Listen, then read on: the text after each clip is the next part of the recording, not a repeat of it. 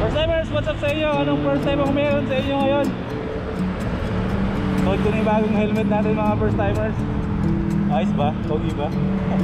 Ngayong araw mga first timers, wala akong pasok. So, ang mission natin ngayong araw, pupunta tayo kay One Day Off. Pupunta tayo sa opisina niya kasi ngayong araw ikakabit na yung custom decals ni Boy First Time dito kay Madonna natin. Samahan niyo ako.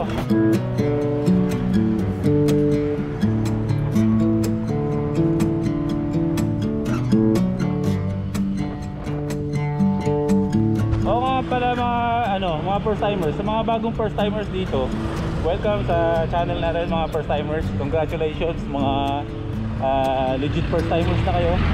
Sino dito sa sa mga first timers ang nagmumotor at mahilig sa mga decals? Kasi yung pupuntahan natin ngayon mga first timers, itong si One Day Off ay vlogger din to. Pero ang trabaho nito ay gumagawa siya ng mga custom decals ng mga motor. So kung naaalala nyo, kung hindi nyo pa napapanood na meron ako dating motor, meron ako dating Rusi Korak na ginagamit dati na merong customized na na sticker. So siya ang gumawa nun. Ang ganda nun. Pero ngayon kasi di ba hindi na natin ginagamit si Korak, ito nang gamit natin si Madonna. Kailangan natin lagyan ng sticker to ngayon. Kaya siya ulit yung magkakabit ng sticker para dito, para sa atin. Papakilala ko sa inyo.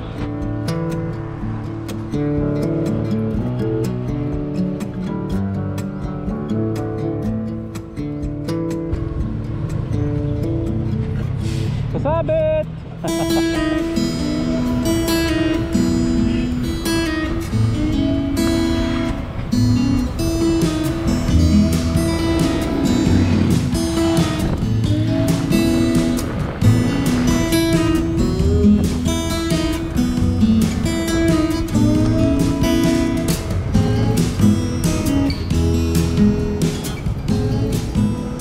Ito na yung shop ni Jay, ni One Day Off Decal Authority. Dito kayo magpapagawa kung gusto nyo ng decals. Malapit gumawa ito mga first timers.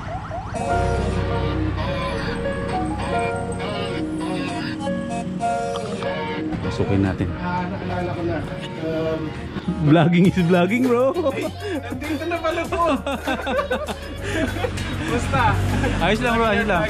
Vlogging your vlogging. So yun si Jay, yun yung sinasabi ko sa inyo mga first timers na gumagawa ng mga decals dito ng mga motor. Actually, alam nyo ba na gumagawa siya ng free na design para sa mga subscribers niya? O nga pala mga first timers, yung channel niya is One Day Off. Free siyang gumagawa ng design ng motor mo, ng decals mo. So free niya gagawin yun, pero depende sa'yo kung kukunin mo siya or hindi. Meron siyang pakulo sa channel niya. So ngayon, actually hindi naman niya bibihisan si Madonna ngayon. Simplified lang ang ilalagay na decals kasi hindi bagay na puruin ng decals si Madonna eh. So simplified lang siya, as in pangalan lang, ganoon lang. Yung pagkabit nun, hindi nyo mapapanood sa akin mga first timers, sa kanya. Kailangan nyo tumawid kay One Day Off para makita nyo yung experience kung paano pinabit ni Decal Authority yung decals ni Madonna. Lalagay ko sa huli yung yung video link niya para ikabit kung paano ikabit yung sticker dito. Pero ito sa inyo to, sa inyo. Sa daddy mo. Ito si Jay. Siya si One Day Off. Siya yung gumawa nung decals dati ng Korak namin. Si Korak pala hindi pa nababalikan. Pero ano na yun? Ayos na raw yun? Hindi pa sila nagre-reply eh. Kung okay na po eh, magka-text na sila pag okay na. Pero kukunin ko ulit si Korak. Siguro. Sayang naman yung pinaghirapan natin nun bro, di ba? Sayang yung decals nun, ang ganda pa naman nun. Tontuwa ako sa decals nun eh. Di ba? Oo, doon nabuhay yung logo ni, yung logo ni VP eh. Oo. Bibigyan ko muna kayo ng tour dito para at least makita niyo kung ano yung pinagagawa dito ni One Day Off. Siya ang One Day Off na nag-work pa rin ba kahit may day off? Yung one nga na yun, nagiging 2 days, 3 days, 5 days. Palos ka ngayon bro. Tingnan mo naman kasi kailangan ko na ng bisita sa barbershop. Yung barbershop dyan lang sa likod, di ko likod niya mabisita. So yun, konting tour lang muna tayo dito sa Yan. sa opisina niya. O ikaw na mag-tour kasi hindi ko alam kung anong mga tawag dyan eh. Ito yung bumubuhay ng negosyo talaga natin dito sa dito sa stickers. Pag wala to, sarado ako. Nangyari yun sa akin eh. 5 araw akong sarado. Kasi? Sira siya. Oh. Mamaya makikita nyo to, pero hindi dito sa vlog na to. Sa kanya. Makikita nyo to sa channel ko kung paano siya gumana. Kung paano na ito. Iba to sa printer na nakikita ninyo. Iba rin to sa cutter. Cutter to. Iba rin yung printer. Wala tong ink. Pero nakakagawa ng sticker. Yan. Oh, ito. Ito yung mga mga ready na mga papel. Ito yung stock, ito yung vinyl na panggawa natin ng stickers. At dito nangyayari ang magic. Dito yung magic natin. Kanina inaayos-ayos ko to eh. Saan tayo pumapas? Ay, teka lang, may nakalimutan ako. Yung susi ni Madonna nasa motor.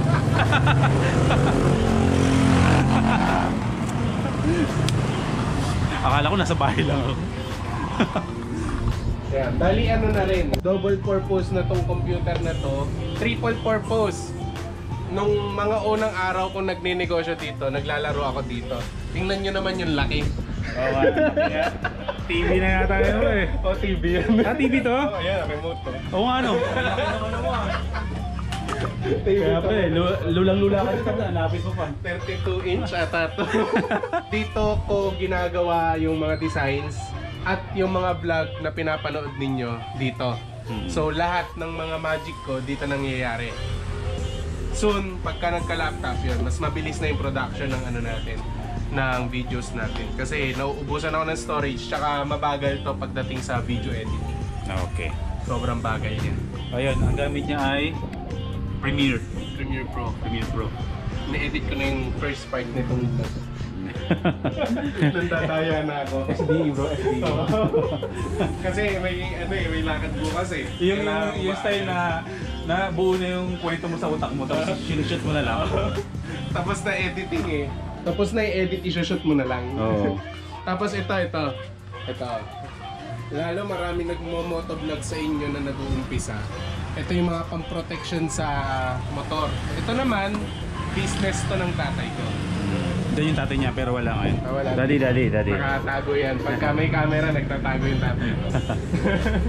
Hindi siya masyadong lumalabas sa mga camera. Ayun mga first timers, magkita-kita tayo agad-agad din pagkatapos nito. Kasi asikasuhin lang namin yung pagdikit, yung pag-print, yung pag-cut ni One Day Off nung sticker ni Madonna. So ayun na mga first timers, nire-ready ni Jay yung ika-cut na kulay na sticker para kay Madonna. Pero syempre, mapapanood nyo yan sa channel niya. Pagkatapos yung mapanood to, tawid kayo sa kanya ha. Lalagay ko sa uli yung yung channel niya. Tsaka huwag niyong kalimutan mag-subscribe na. Subscribe to my channel! Oo, kasi di ba? Magpasalamat tayo mga first timers sa mga tumutulong sa atin. Kaya in return, bilang pagpapasalamat, tulungan din natin yung mga taong tumutulong sa atin. Oo. Ay dito sa Bulacan, sila naman tropa ko dito eh. Tsaka si Rap. Halos pa nga na tayo eh. Oo. Kung Manila kami, kahit taga Bulacan kami, mas madalas kami sa Manila. Oo. Doon ako nagtrabaho eh. Oo. Doon, di ba? Hindi ako masyado dito sa Bulacan. So ayun, abangan nyo sa channel niya. First of all, the two colors yung natin. Siguro, tingnan nyo na lang. O sige, habang tumadaldal doon si Jay at gumagawa siya ng sarili niyang vlog, titikman ko lang ulit tong ukoy ng daddy niya.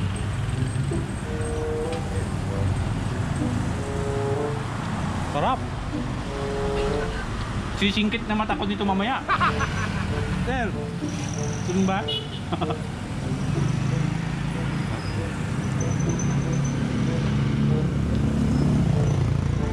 Wait lang, kailangan niya ako sa loob. Ito na! Stop na ako mag-vlog. So ayan, maliban sa custom decals sa mga first timers, ayun din ang ginagawa niya. Gumagawa siya ng mga plaka. Motor at sasakyan para iwas huli. Mas mababa magpagawa kaysa mahuli. So ayun. Huwag ako magpapahuli. Ang kagandahan dito sa ano, sa Decal Authority mga first timers. Pag nagpagawa kayo sa kanya, makukuha nyo agad. Kaya nyo antayin. Hindi nyo na kailangan antayin ng ilang araw o iwan pa o balikan pa. Makukuha nyo agad. Mga 30 minutes, tapos na yan. Hindi pala agad. After 30 minutes pala. Whoop! Whoop! Bawal, bawal. Kung gusto niyo makita yung bagong design ni Madonna, panoorin niyo sa channel niya. Yes! Ayan. Kaya maraming salamat bro. Kasi, Thank you. no? Ilang motor kaya dadaan sa mga buhay natin at ikaw ang gagawa ng ano, no? Eh, kung kaya mong ibit yung na-feature mo nun na 7 motor, 7 ba? Ano? Pitong Yung motor. 20 years old na yun na 7 motor. Grabe, no? Oo. Kung kaya mong ibit yun, edi hanggat kaya natin. Hindi. Thank you bro. Thank you din. Ayan. Panoorin nyo ha, yung ano, yung kung paano niya kinabit at paano niya dinesign yung ano, bagong ano tawag dyan? Decals? Decals Decals na ni- rin yan oh, decals ni Madonna. Madonna. Ayun o. Tsaka kung anong itsura. Kung anong Oo. itsura niyan ngayon. Simple lang naman siya, hindi siya talaga kasi full decals no, pero Hindi. ang linis niya tignan eh. Oo. Hindi. Nakakasar ako. Hindi siya yung ano, hindi siya OA, hindi siya konti lang. Nandun siya sa middle part na makikilala mo, nasa saktuhan lang. Oh, makikilala niya ako sa daan. Pwede niyo na ako hingin ng sticker. Kasi kung walang ganyan yan, ang dami yung paparahing blue na Aerox sa Bulacan. Paano yung malalaman na ako yun? Pero at least ito, malalaman nyo na ako yun. Mula ulo hanggang paa. Sigurado yan. Oo. O siya, ayun, anong ganap natin? Babalik ka ulit doon? Babalik ako doon, edit ko na to, kasi papanoorin nyo to. Ako naman, after dito, uwi lang din ako, magpapahinga, tapos alis din ulit mamayang gabi. Tapos bukas, pupunta kami ng Norsagaray yun bro, di ba? Oo. Norsagaray. Oo. Ayan. Ligo tayo sa ilog. Gusto ko yun. Bili tayo ng ano bro, tilapia along the way, tapos iawin natin dun bro. Pwede bang mag-ihaw doon? Pwede! Sige. Oo. So, May mais nga eh. oh, may palengke naman dun eh. So, ayun na naman yung mga dapat yung abangan mga first timers. Simpleng travel vlog lang. Dito lang sa malapit sa amin yan. Pero alam mo yung mga simpleng bagay, kaya natin gawing bonggacious. Oo. Bonggacious. Yung mag-hit Mga talaga. term ng ABS yun, bonggacious. Mag-hit talaga siya sa memory mo. I-stay siya doon hanggat parang ano, for life na siya. Oo. Mga ganong experience, yun yung dapat hinahanap-hanap natin. Kumbaga, mag-ipon tayo ng ano, memories. Hanggat kaya. Hanggat kaya. Kaya pa natin yan, bata pa tayo. Bata pa tayo. Bata pa. O siya, sige mga first timers, uwi na muna ako. Edit lang din ako. Kita tayo sa bahay mga first timers. Yan mga first timers, okay na. Solid. Nakakapit na yung stickers natin. Panoorin nyo na lang kay Jay. Supportahan natin si Jay sa channel niya mga first timers, no? Kasi sobrang sipag niyan. Supportahan natin siya. Ngayon pauwi na tayo ngayon at siguro mag-edit muna ako nito, itong vlog na to. Tapos mamayang gabi ay pupunta ako ng Quezon City. I-meet ko lang muna si Admin April. May kukunin lang kami sa kanya. Tapos ayun nga, tulad nga na narinig nyo, pupunta kami ng bukas, Norsagaray.